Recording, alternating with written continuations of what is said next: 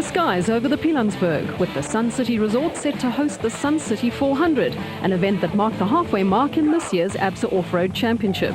With valuable championship points on offer, the top crews in the country converged on Sun City for what is always one of the most popular events on the off-road calendar. Audrey, this is always a very popular event, and it's quite a tough test, quite technical, but I believe you've made some quite significant changes to the route.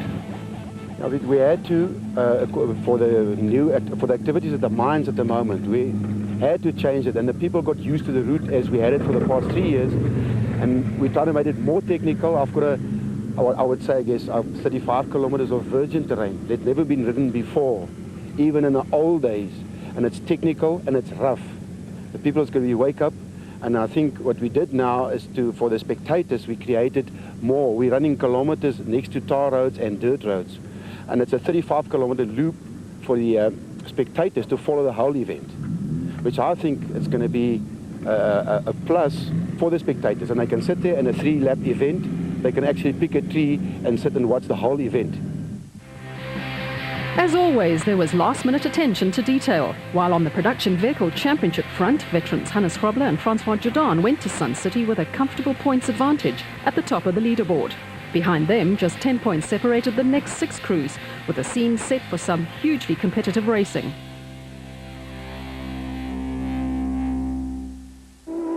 With Class T for super trucks being phased out of South African off-road racing, top Ford factory crew Neil Woolridge and Kenny Scholthammer were missing from the Sun City race. Seen here in action in the Nissan Sugar Belt early in the season, Woolridge and Scholthammer will rejoin the fray when the new super production class makes its debut later in the year. Toyota 1000 Desert Race winners Alfie Cox and Ralph Pitchford in the proudly South African Nissan Hardbody were among the crews fancied for an overall win, with the former motorcycle stars taking to racing on 4 wheels like a duck to water.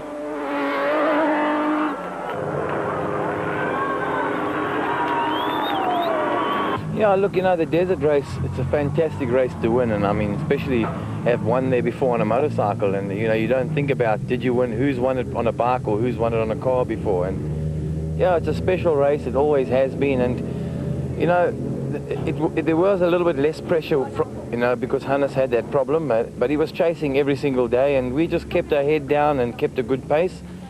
So the desert race, to be honest, I'm still smiling from it, and ready to go back in the pickup again. You know, it's one of those things that you just can't wait to go back and race. Also part of the Class D mix with high expectations at Sun City were Kutsia Labuskaghni and Johan Gerber in the Race Sonics Nissan Hardbody. At this stage, we're under pressure to just have a finish, and a good finish as that. So we'll push today. We want a good starting position for tomorrow, and then we'll have to finish this race. With our new sponsors this year, with Race Sonics, Zwane, Kodak, and with the support of Nissan, we need to bring the points home now. Manfred Schroeder and Alec Harris, Ford Racing Ranger, who won twice early in the season, had a wretched time on the Toyota 1000 Desert Race and were looking to bounce back at Sun City. Now, there's only 3 points in it. You know, the first 2 races we won our class. Desert Race, we were disappointed not to have finished. We're doing very well, and unfortunately the electrode in the spark plug broke off and it damaged the piston, so we were out. We sorted that out, put another piston in, and did a couple more mods to the motor. It seems to be going even better than it has before. Yeah, and it's come to this event. The last 3 years we haven't finished it, so hopefully those were our 3 bad ones. We've had our bad ones behind us, and definitely looking forward to a class win, and that's what we're going to aim for. The Castrol Toyota team was well represented in Class D at Sun City and had high hopes for talented brothers Mark and Gavin Cronje. I've had a thorough time starting out in the Sugar Belt. We had a DNF in the Sugar Belt with some steering problems. The team worked really hard and got that rectified, and we went out to Cape Town and had a good result, finishing second in class, and I think it was 4th overall. But I think the most important thing there is that we realized how badly, sort of pace-wise, we needed to pick up our game. We went back and really put in a lot of effort to try and get the vehicle up and getting it going a little bit quicker, going to the desert. It clearly showed that it had a lot more pace. The guys did a tremendous job on the car. Unfortunately, due to circumstances, we had a gearbox fail on us, totally off the cuff. Something's never happened to us before in that specific side of the box. So we've rectified that now, and we're at Sun City today, and we're hoping that in terms of the pace we have, we'll be able to keep it up front. We know the terrain is very, very tough. Well, my original strategy was to get points up until the new super production class starts, and the only way you're going to get points is to finish every race. And we've done that so far, and surprisingly it's put us second overall in the championship, which leading into super production, Hannes first, myself second, puts us in a strong position for the end of the year. Paolo Piazzamosso has raced karts, is a former rally champion, and is also a part of the powerful Castrol Toyota lineup. Well, our tactics always to go first and foremost for a finish.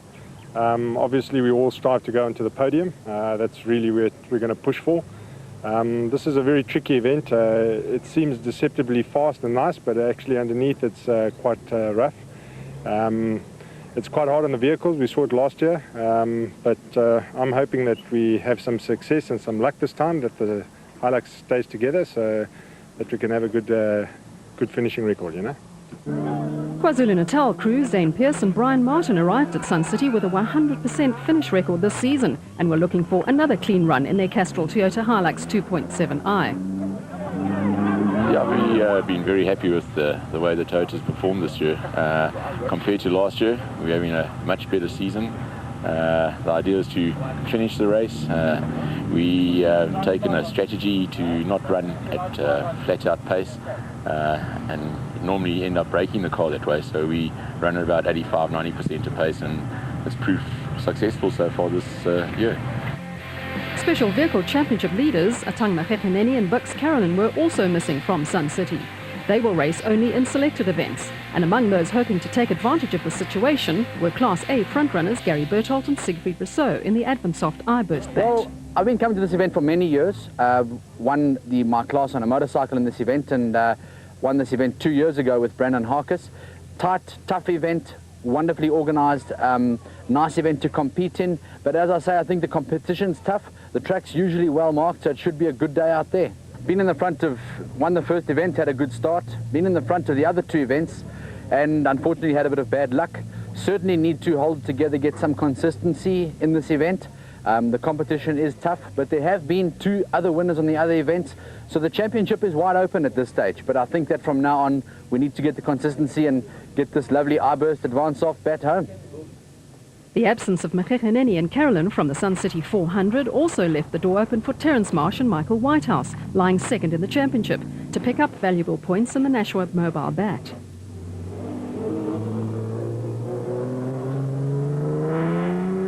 Yeah, to date, as we go into the 4th event of the season, we're 2 points off the pace. I think it's got a lot to do with finishing 2 of the 3 events, and finishing the event seems to be harder to do than anything else at this stage. 3 different winners in 3 different events also makes it the championship wide open. So yeah, taking that into account, we're obviously looking for another finish, and hopefully a good finish on top of that to again consolidate our position. With regular driver Mark Corbett away on an overseas business trip, co-driver Jean Moore found himself in the hot seat in the Century Property Developments bat. Yes, I'm driving this time in the Century bat, and although we didn't compete in 2 races for reasons, but we still have a chance. There is still some light at the end of the tunnel, because there's still various winners for the previous events. Class B in the special vehicle category is highly competitive this season, with some intense rivalry starting to develop. Among the fancied contenders in the Motorride Racing bat were former quad racer Evan Hutchinson and Trevor Ormerod. We've had a good season so far. We started off very well. We had a few problems at the last race at the desert, unfortunately, which has put us back in the points slightly. We want to put that behind us. We've got the car, everything is sorted out now. Motorride, with their continued support, have helped us get the car back on pace again. All the problems are sorted out, and we're looking for a now successful result today. Yeah, you know, I think from a co-driver's point of view, it's not just the navigation, it's also working very closely with the driver. I've got to make sure at all times that if we're getting into very fast areas in that I talk a lot to Evan, that we're communicating a lot on what's happening around us. And basically it's just keeping control in the cockpit at all stages of the game. It's just bringing us down to earth sometimes when it really does get quick and nippy out there. Off-road racing is not only for the young and exuberant. Multiple South African champion Richard Schilling these days relies a great deal on cunning and experience. Yes, we're leading the class, and I'm happy to see that quite a few more people, I think there's 7 guys competing in the class. Yeah, but class is important, but where we come overall is maybe more important to me. Having achieved what I have, it's nice to do well. Tell me something I've always wanted to know. How serious is the competition between the special vehicles and the production vehicles, although they actually aren't technically competing against each other? Oh, very much so. If I see a bakkie, I've got to go just that extra bit quicker because, you know, yes, the T cars are very, very competitive, and I see some of these, I think it's called Class D cars. They're quick, and I admire the guys that drive them because, God, they get shaken around. But serious competition. We might have a production and a specials championship. For me, I want to beat as many cars as I can. The prologues run on the Friday before every